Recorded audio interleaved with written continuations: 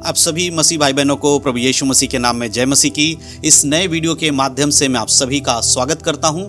दोस्तों, आज जो मैं ये वीडियो बना रहा हूं आपके लिए बहुत ही ज़रूरी है। अगर आप एक विश्वासी हैं और आप एक पवित्र जीवन जीना चाहते हैं लेकिन चाहकर भी आप पवित्र जीवन नहीं जी पा रहे हैं, तो आज का वीडियो आपके लिए बहुत खास है, क्योंकि इस वीडियो के माध्यम से मैं आपको एक ऐसे पाप के बारे में बताने वाला हूं कि अगर वो पाप आपके जीवन में है तो आप प्रार्थना भी करेंगे तब भी आप उस पाप में से बाहर नहीं निकल पाएंगे।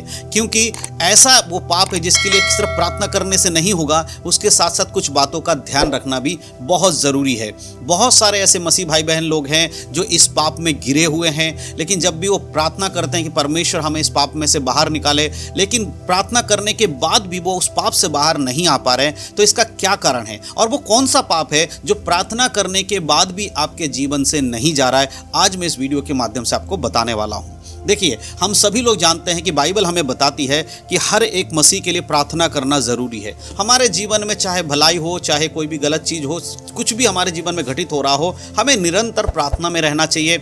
हमें परमेश्वर का धन्यवाद करना चाहिए जब हमारे जीवन में कुछ अच्छी बातें होती हैं। हमें परमेश्वर को महिमा देनी चाहिए और साथ ही साथ जब हमारे जीवन में कोई प्रॉब्लम्स आती है तो हमें प्रार्थना करना चाहिए परमेश्वर के हाथों में उसको रख के कि प्रभु, हमारे जीवन में प्रॉब्लम है, आप हमें इस प्रॉब्लम में से निकालिए। इस प्रकार से हमें प्रार्थना करना चाहिए। लेकिन कई बार मसीह लोग एक ऐसे पाप में गिर जाते हैं जिसमें वो चाहकर प्रार्थना करते रहते हैं, लेकिन फिर भी प्रार्थना के बाद भी उस पाप में से बाहर नहीं आ पाते हैं। और वो एक ऐसा पाप है, अगर वो आपके जीवन में है तो आप कभी भी स्वर्ग नहीं जा पाओगे। अगर आपने बपतिस्मा ले लिया है, आप अपने आप को विश्वासी कहते हो, लेकिन अगर आपके जीवन में वो पाप है, आज भी अगर उसी पाप में आप गिरे हुए हो, तो आप स्वर्ग में नहीं जाओगे, चाहे आप कितने भी बड़े विश्वासी अपने आप को समझते हो या अपने आप को बोलते हो। तो वो कौन सा पाप है जिसके विषय में आज मैं बात कर रहा हूं, जो प्रार्थना करने से भी आपके जीवन से नहीं जाता है कई बार? तो वो पाप है व्यभिचार। जी हाँ दोस्तों, व्यभिचार आज एक ऐसा पाप है जो मसीह लोगों के बीच में बहुत फैलता जा रहा है और इस व्यभिचार के पाप में बहुत सारे लोग गिर रहे हैं, चाहे वो नौजवान लोग हों, जवान लोग हों या फिर जो बुजुर्ग लोग हैं, जो एक एजिट हो जाते हैं, शादीशुदा लोग भी, जिसके बुजुर्ग मतलब शादीशुदा लोग, मैं बहुत बुजुर्ग की बात नहीं कर रहा, शादीशुदा लोगों की बात कर रहा हूँ, या नौजवान लोग हैं। कुल मिलाकर हर एक उम्र के लोग जो हैं इसमें गिरते जा रहे हैं इस बात में कि वो व्यभिचार कर रहे हैं। उसमें से निकलने के लिए कई बार कोशिश करते हैं और वो निकल नहीं पाते हैं। वो प्रार्थना भी बहुत बार करते हैं लोग कि प्रार्थना कर रहे हैं, फिर भी उस प्रार्थना के बाद भी उनके जीवन में उस पाप से बाहर नहीं आ पा रहे। तो क्या कारण है? क्या परमेश्वर हमारी प्रार्थनाओं को नहीं सुनता? नहीं, परमेश्वर हमारी प्रार्थनाओं को सुनता है, लेकिन क्यों हमारे जीवन में जो लोग व्यभिचार में गिरे हैं उनके जीवन से व्यभिचार दूर क्यों नहीं हो रहा है प्रार्थना करने के बाद भी? उसका सबसे सिंपल कारण आपको मैं बताना चाहता हूँ। सबसे सिंपल जो एक चीज़ है जो आपको समझने की ज़रूरत है कि आपको व्यभिचार से भागना होगा।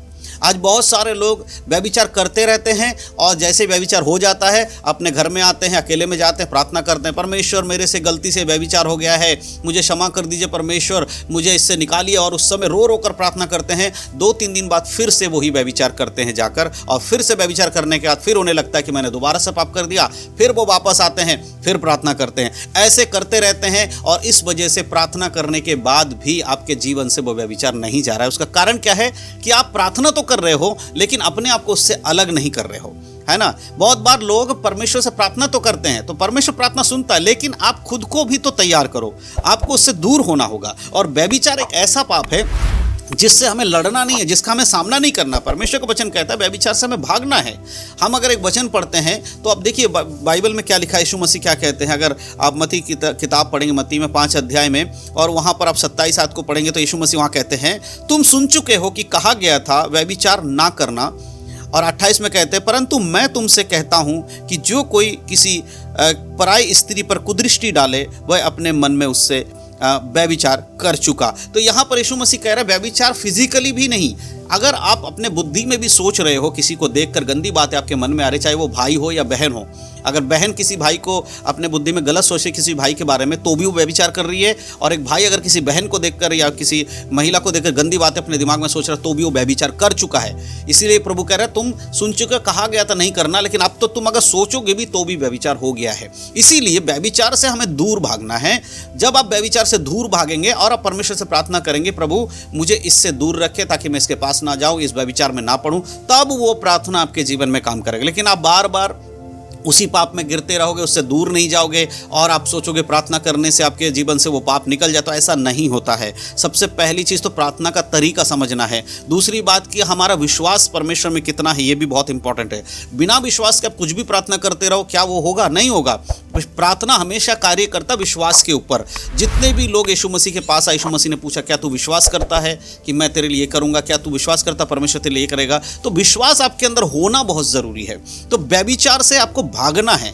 बार बार आप उस व्यभिचार में गिर रहे हो, आपने उससे अपने आप को दूर नहीं किया है। उदाहरण के लिए आप एक बात मैं आपको बताऊं, बहुत सारे लोग हैं जो कि गंदे फिल्में देख रहे होंगे या व्यभिचार की चीज़ों को अपने मोबाइल से देखते हैं और उसके बाद वो अपने शरीर के द्वारा व्यभिचार करते हैं और उसके बाद वो पश्चाताप, जब वो उनके व्यभिचार कर लेते हैं फिर पश्चाताप करते हैं, उन्हें लगता है अरे हमने तो बहुत बड़ी गलती कर दी। फिर वो क्या करते हैं, जाकर अपने घर में रो रो कर प्रार्थना करते हैं, अकेले में परमेश्वर से बोलते हैं प्रभु ये गलती से हो गया है। परमेश्वर, वो सोचते परमेश्वर ने हमें क्षमा कर दिया। उसके बाद फिर से वो अपने मोबाइल में 2 दिन 3 दिन के बाद फिर से वही चीज़ देख रहे होते हैं, फिर से वही चीज़ करके फिर दोबारा पाप में गिर रहे होते हैं। तो ऐसे अगर आप बार बार करोगे तो कैसे आप उससे बाहर आ पाओगे? तो सबसे पहले आपको करना क्या? प्रार्थना तो करनी है, परमेश्वर से क्षमा तो मांगनी है, लेकिन जो चीज़ आप मोबाइल में पहले देख रहे थे उन चीज़ों को आप दोबारा से नहीं देखना है। अगर आप अपने हाथ में मोबाइल लेके बैठे हुए हो, आपके मन में वो विचार शैतान डाल रहा है, आपको अपने मोबाइल को बंद करके रख देना। उस जिस समय आपके मन में विचार आता है उसी टाइम आपको उससे दूर हो जाना है, आपके उस समय से दूर हो जाना है। आपको आपके मन में आएगा कि नहीं चलो थोड़ी देर और देख लेता हूँ, मोबाइल में ऐसे ऐसे करके देख लेता हूँ, ऊपर स्क्रॉल करता हूँ। नहीं करना है, आपको उसको रख देना है और कहना परमेश्वर ये मुझे घेर रहा है शैतान, मुझे इससे दूर करो। अपने रख के अपने आप को उससे अलग हटाना है। जब आप उससे दूर होगे तभी ना आप उससे बच पाओगे। अगर उसको लगे रहोगे उसी में हमेशा वही चीज़ करते रहोगे और आप सोचोगे प्रार्थना करने से सब कुछ दूर हो जाएगा, ऐसा नहीं होता है मेरे प्रियो। ये समझने वाली बात है। तो प्रार्थना करने से ये एक ऐसा पाप है जिससे कितना भी आप प्रार्थना कर लो, जब तक आप उससे दूर अपने आप को नहीं करोगे आप बार बार उसमें गिरते रहोगे। और कोई भी विषय के लिए परमेश्वर कहता है तुझे उससे अलग होना है, व्यभिचार से दूर जाना है। अगर यूसुफ के बारे में आप पढ़ोगे उत्पत्ति किताब में तो आपको पता चलेगा कि यूसुफ के जीवन में भी व्यभिचार करने का अवसर आया। पोतीफर की पत्नी ने उससे व्यभिचार करना चाहा, उसे अपने पास बुलाया, हम बिस्तर होने के लिए उसको बुलाया, उसको अपने साथ सोने के लिए उसको कहा, लेकिन वहां पर यूसुफ चाहता तो वो सो सकता था, उससे व्यभिचार कर सकता था, लेकिन यूसुफ ने ऐसा नहीं किया क्योंकि वो परमेश्वर का दास था। उसने क्या किया, वहां से वो भागा और भागकर उसने अपने आप को वहां से बचाया, जिसके कारण उसको बड़ी जेल में डाला गया और उसको बहुत दुख भी उठाना पड़ा, लेकिन फिर भी उसने प्रभु की आज्ञा के अनुसार काम किया। वो व्यभिचार से भागा, उसका सामना नहीं किया। उसने ये नहीं कहा चलो कोई बात नहीं मैं बाद में माफ़ी मांग लूँगा, ऐसा कुछ नहीं किया। उसने वहाँ से भागा। तो आज भी व्यभिचार एक ऐसा पाप है जिससे लोगों को भागना चाहिए, लेकिन आज लोग व्यभिचार के सामने खड़े हो जाते हैं और बार बार प्रार्थना, परमेश्वर मुझे ये बुरी चीज़ें नहीं देखनी है, यीशु मसीह के नाम से ये बुरी चीज़ें मेरे सामने से हट जाए। भैया ऐसे बोलने से नहीं होता, उससे हटना पड़ेगा आपको उससे दूर होना पड़ेगा। जब आप उससे दूर होगे तभी वो आपके जीवन में जो वचन है या प्रार्थना काम करता है। तो मैं जो बातें आज आपको बता रहा हूँ इस वीडियो के माध्यम से, बहुत सारे लोगों का मेरे पास मैसेज आता है, कॉल आते हैं और बोलते हैं ब्रदर हम व्यभिचार में हैं, हम बहुत प्रार्थना करते हैं लेकिन उससे बाहर नहीं जा पा रहे। तो इसीलिए मैंने सोचा कि इसके ऊपर एक वीडियो बनाकर आपको समझाऊं कि आपको प्रार्थना तो करनी है, साथ साथ आपको उससे दूर भी अपने आप को करना है। जब तक आप अपने आप को उससे दूर नहीं करोगे, फिर चाहे आप कितने भी प्रार्थना करते रहो कोई फर्क नहीं पड़ने वाला। आप बार बार पाप में गिरते रहोगे, बार बार आप सोचोगे परमेश्वर मुझे क्षमा कर रहा है, लेकिन ये आपकी गलतफहमी है। प्रभु व्यभिचारियों से घृणा करते हैं जो व्यभिचार कर रहा है ना परमेश्वर को जानने के बाद। वो लोग नहीं जो यीशु को नहीं जानते हैं, जिन्होंने यीशु को जान लिया और उसके बाद वो बार बार व्यभिचार में गिर रहे। प्रभु कहता है ऐसे लोगों से मैं घृणा करता हूँ जो लोग मेरी बातों को नहीं मानते। इसलिए आज मन फिराने का समय है। अगर आपको ये वचन मिल रहा है, आज अगर आप मेरी बातों को सुन रहे हैं, ये समय है, आप परमेश्वर से क्षमा मांगिए और उस व्यभिचार की चीज़ से अपने आप को हटाइए, दूर हो जाइए और प्रार्थना करिए। तब आप देखेंगे कि आप उस व्यभिचार से बाहर निकल पाएंगे।